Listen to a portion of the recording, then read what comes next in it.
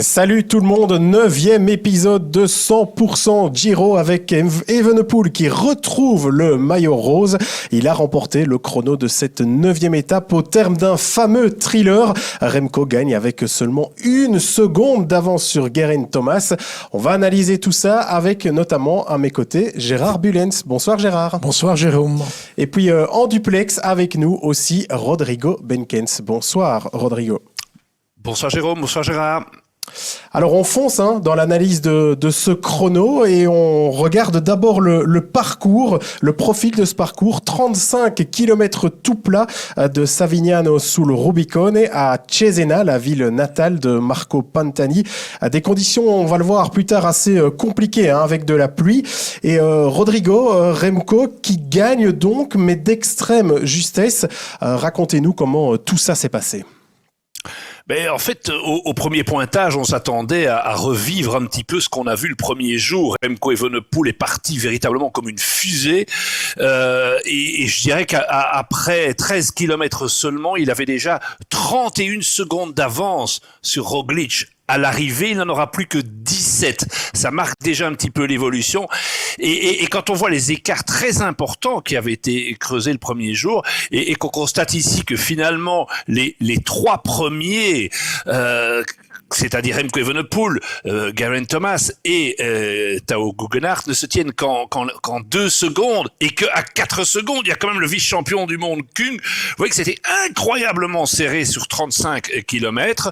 Donc finalement, les écarts au général, bien c'est 45 secondes sur Thomas pour Remco Evenepoel, c'est 47 sur Roglic, c'est 50 sur Geoghenaert.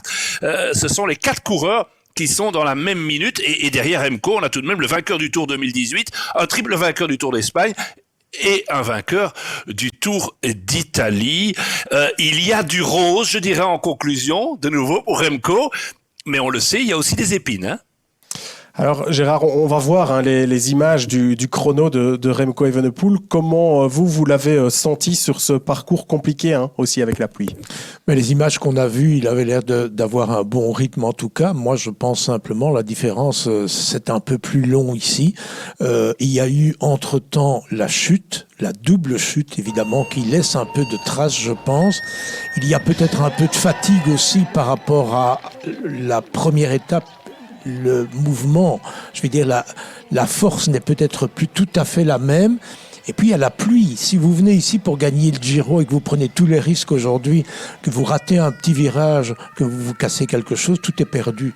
Je pense que là est l'explication d'une différence moins grande par rapport à ce qu'on a vu la première étape, où il y avait l'enthousiasme, où il y avait la volonté aussi de marquer les esprits en prenant le maillot rose. Il le reprend aujourd'hui. Les écarts sont un peu plus grands encore que ce qu'ils étaient le premier jour. Je pense qu'il va tirer les conclusions et très très rapidement profiter de cette journée de repos de demain pour mieux se remettre. Synchronisation parfaite, Gérard, vous nous parlez du maillot rose et on vient de le voir en rose. On va aussi découvrir le top 10 de cette étape.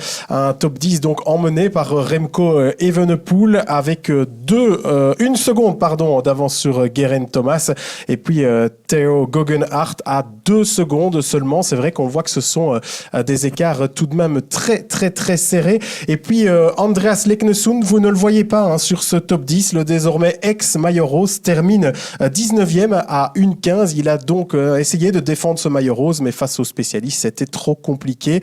On va aussi voir le top 10 du général qui forcément bouge aujourd'hui avec Remco Evenepoel qui prend donc de nouveau la tête de ce Giro avec 45 secondes d'avance sur Geraint Thomas, 47 sur Primož Roglic et 50 sur Tao Geoghenaert.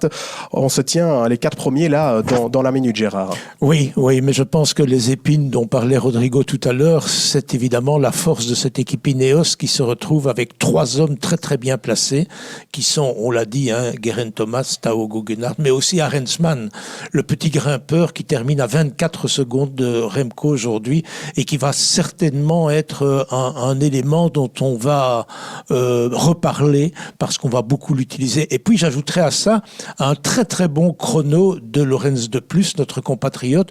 On ne va pas jouer la victoire dans ce Giro avec Lorenz de Plus, mais c'est la preuve que Lorenz est bien et qu'il peut jouer un rôle important aussi comme équipier dans la montagne. Ouais, on a aussi Roglic qui n'a pas coincé aujourd'hui.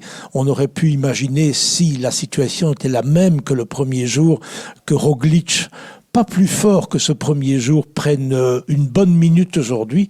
Ça n'a pas été le cas et je pense que c'est de bon augure pour les 2 semaines qui viennent dans ce Giro.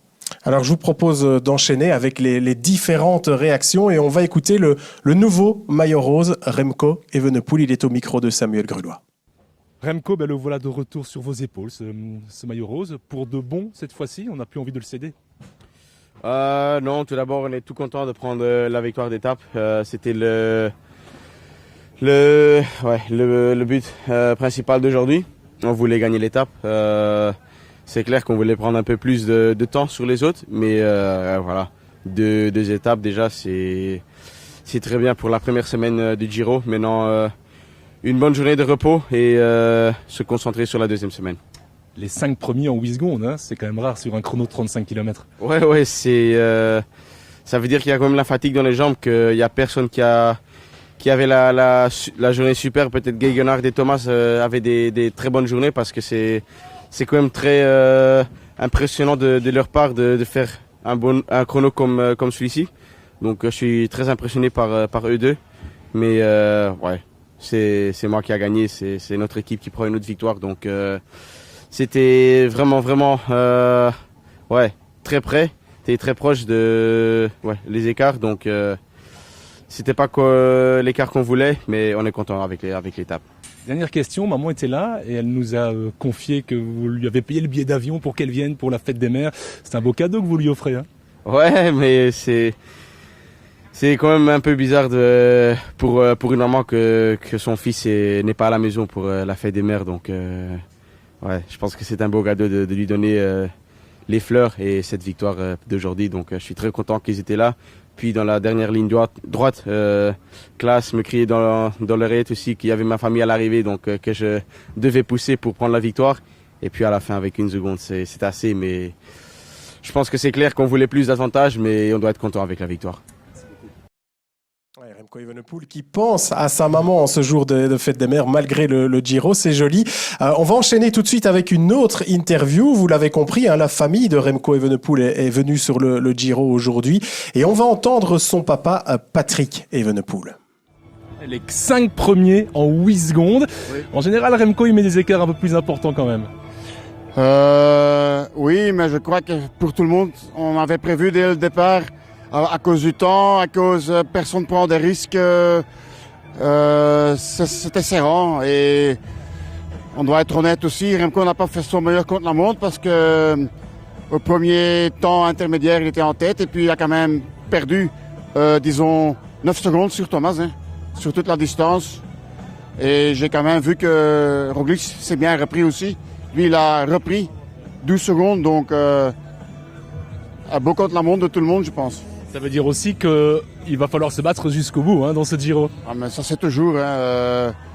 Disons que maintenant, il y a une journée de repos et je crois que maintenant, ils peuvent vraiment bien gérer les blessures parce que j'ai quand même l'impression que les blessures sont quand même un peu plus graves qu'on a estimé.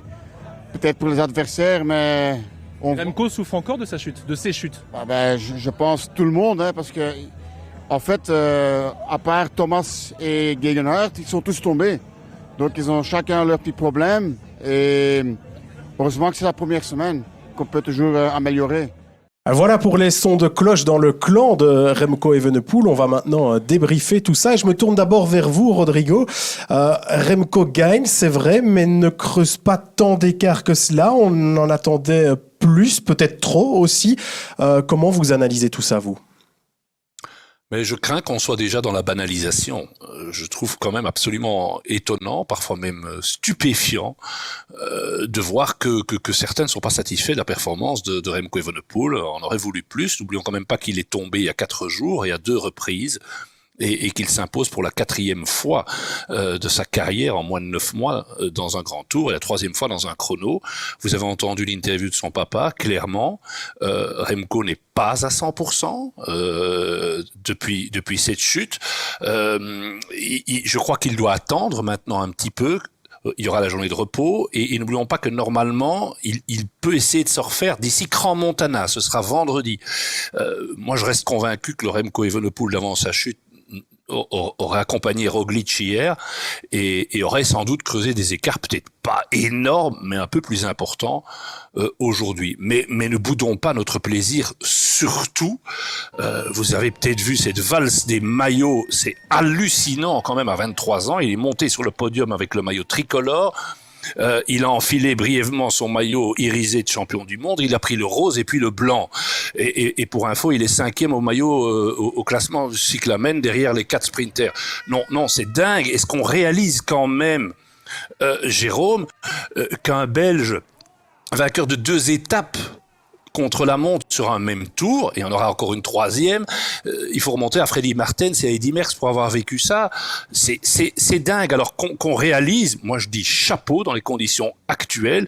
Il a encore un avantage qui est très important sur ses rivaux. Il n'a pas gagné le Giro, mais moi vraiment je tire mon chapeau et d'une manière plus générale, en conclusion, regardez les Belges, parce qu'il n'y a pas que Remco. Est-ce que vous vous rendez compte que sur les derniers grands tours, les 4 derniers chronos ont été gagnés par des Belges. Il y a eu Alicante, il y a eu également Rocamadour avec Wout van Aert au Tour de France, et même 5. On ne doit pas oublier Lampaert à Copenhague, vous y étiez. Est-ce que vous vous rendez compte? Les 5 derniers chronos sur un grand tour ont été gagnés par les coureurs belges. On a attendu 30 ans pour en avoir un seul. Mais profitons, c'est extraordinaire ce qu'on vit. Soyons heureux, joyeux de voir ce qui se passe. Ouais, c'est vrai que parfois on a tendance à avoir la mémoire courte. Gérard, je me tourne vers vous. Je voulais quand même qu'on revienne ensemble sur les propos du papa de Remco, Patrick Evenepoel, qui semble nous dire qu'il est peut-être plus blessé qu'on ne le pense. Est-ce qu'il nous a glissé là une petite info en off, comme on dit? Est-ce qu'il a eu son fils au téléphone et qu'il lui a dit des choses qu'on ne savait pas? C'est pas impossible, hein. Dans la réalité, je pense que le cyclisme est un sport dans lequel il faut être, je vais le répéter, filou. À certains moments, il ne faut pas dévoiler par rapport à ses adversaires les situations. Il fallait passer quelques jours, effectivement, mais comme le dit Rodrigo, c'est une victoire, c'est une belle victoire. Il est en maillot rose, tout va très bien. Les gens ont peut-être déjà pris l'habitude avec les 2 victoires à Liège-Bastogne-Liège, avec cette première étape aussi du Giro avec la Vuelta l'année dernière, que tout était très très simple pour Remco. C'est une impression qu'on a vue de l'extérieur, mais c'est un athlète qui a ses faiblesses et ses forces comme tous les autres coureurs, qui vient, comme l'a dit Rodrigo, de chuter. Et puis j'insiste sur la pluie d'aujourd'hui, on pouvait tout perdre aujourd'hui. Il n'a rien perdu, l'écart est un peu plus grand encore que le premier jour. Il n'y a pas le feu au lac. Rodrigo, Gérard a évoqué tout à l'heure les coureurs Ineos Grenadier. Je voulais vous entendre aussi sur ce duo, hein, une hydre à 2 têtes finalement dans l'équipe Ineos Grenadier. On a l'impression que le classement est en train de se faire et que il y a peut-être 2 adversaires très importants pour Remco. C'est Roglic, on le savait déjà. Et puis il y a finalement Ineos avec ces 2 coureurs et puis des équipiers qui pètent la forme aussi, hein.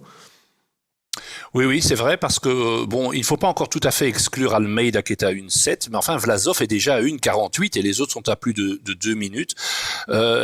Roglic semble très isolé, c'est clair, mais ça reste Roglic, triple vainqueur du Tour d'Espagne et qui est monté sur le podium de tous les grands tours.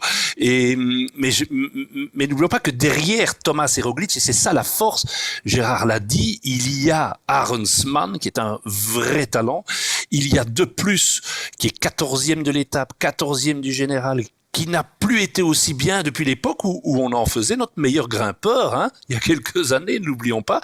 Et il y a encore un homme supplémentaire qui est juste derrière, qui est Sivakov. C'est un collectif énorme. Maintenant, il va falloir faire des choix. Et à son âge, est-ce que Thomas est en mesure de gagner le Tour d'Espagne, le Tour d'Italie, pardon, excusez ce lapsus, je n'en suis pas persuadé. Ce qui est sûr, c'est que je n'ai plus vu Gauguenard aussi fort depuis si longtemps, et j'ai même l'impression que le Gauguenard d'aujourd'hui est plus fort que celui qui a gagné le Tour d'Italie dans des conditions un peu particulières il y a 3 ans. Alors, on a bien analysé ce chrono. Je vous propose maintenant de passer à la préface de demain. Demain, c'est un rendez-vous très important, Gérard, parce que c'est le jour de repos, mais un jour de repos dans un grand tour, ça compte. Ça compte, il est important de bien le gérer, de ne pas manger trop, de ne pas rester non plus trop inactif. On va aller rouler un peu pour éliminer ce qui n'est pas encore éliminé de lactate d'aujourd'hui. On va en profiter aussi pour se reposer. Parfois, une petite conférence de presse aussi qui se fait de plus en plus maintenant au niveau de la vidéo. Mais effectivement, il faut faire très très attention à ce qu'on fait pendant cette journée parce que la remise en route, avec une étape qui n'est quand même pas si simple que cela, hein, au Giro, à partir de la 2e semaine, toutes les étapes sont vallonnées. Toutes ces étapes, ce sont des petits Liège-Bastogne-Liège quelque part. Une étape qui est relativement longue, si je ne me trompe pas, c'est 219 km. 196. Ah, 196, Près de oui. 200, ouais. C'est long. Donc, c'est quand même long pour une remise en route. Donc, il faut être très, très attentif à ce qu'on va faire pendant la journée pour ne pas être surpris le lendemain et de ne pas avoir surtout des jambes très, très lourdes lorsque la route va s'élever, encore une fois. Et comme c'est repos lundi, demain, je vous propose d'aller voir justement le profil de l'étape de mardi de la reprise, hein, la 10e étape, 196 km donc entre Scandiano et Viareggio. Et vous le voyez, hein, une étape en 2 temps, très vallonnée dans la première partie et puis peut-être un peu plus facile sur la fin. Rodrigo, ce parcours, c'est la porte ouverte aux échappés et aux baroudeurs, vous pensez ? Oui, c'est possible, c'est possible. Je pense en tout cas que Remco Evenepoel n'a pas du tout intérêt à véritablement courir derrière tout pour le moment, comme je vous le disais, en mode relax si c'est possible jusqu'à vendredi. Et d'ailleurs, on l'a déjà vu aujourd'hui, un garçon comme Ilan Van Wilder qui peut faire un top 15 ou un top 20 au minimum aujourd'hui, l'a fait vraiment en dedans. Les consignes étaient très très claires. Ne pas tomber, garder des forces et donc pourquoi pas certainement pour les baroudeurs, mais ce qui est sûr, c'est que quand vous voyez ces profils tous les jours, vous dites vraiment, et c'est pas la spécificité du Tour d'Italie, ce sera aussi celui du Tour de France et du Tour d'Espagne. Décidément, dans les grands tours, il fait pas bon être sprinter, hein. Ouais, non, c'est vrai qu'on met de plus en plus de difficultés. On passe à notre dicton, proverbe du jour. Gérard, vous le savez, hein, à vous de jouer. Oui. O mangi questa minestra o salti dalla finestra. Donc traduction littérale, soit vous mangez cette soupe, soit vous sautez par la fenêtre. Autrement dit, il faut savoir se contenter de ce que l'on a. C'est un petit peu le résumé de la journée de Remco. Alors c'est vrai, il n'a pas fait de gros écarts, mais il est quand même devant tous les autres. Il faut s'en contenter. Oui, je trouve qu'il faut absolument s'en contenter. Il faut en plus s'en réjouir et je dirais que c'était la conclusion de son interview par Sam. Il l'a dit lui-même, on espérait un peu plus, mais on a gagné l'étape, c'était l'essentiel. Il y avait les fleurs pour la maman, idéal. Alors je vous propose une image avant de boucler ce 100% Giro. L'étape du jour arrivée à Cesena, hein, la ville de Marco Pantani. C'est là qu'il est né, c'est là aussi qu'il est enterré depuis février 2004. On voit les images de sa tombe là au cimetière de Cesena. Gérard, Marco Pantani, ça reste l'idole des Italiens. Ben, je pense que ça reste un très très grand coureur pour tous les amateurs de vélo. On se souvient, on a commenté des étapes du Tour de France ensemble avec Rodrigo, avec le fameux Marco Pantani qui s'envolait dans la montagne. Je pense très très franchement que des grimpeurs comme Marco Pantani aujourd'hui, il n'y en a plus.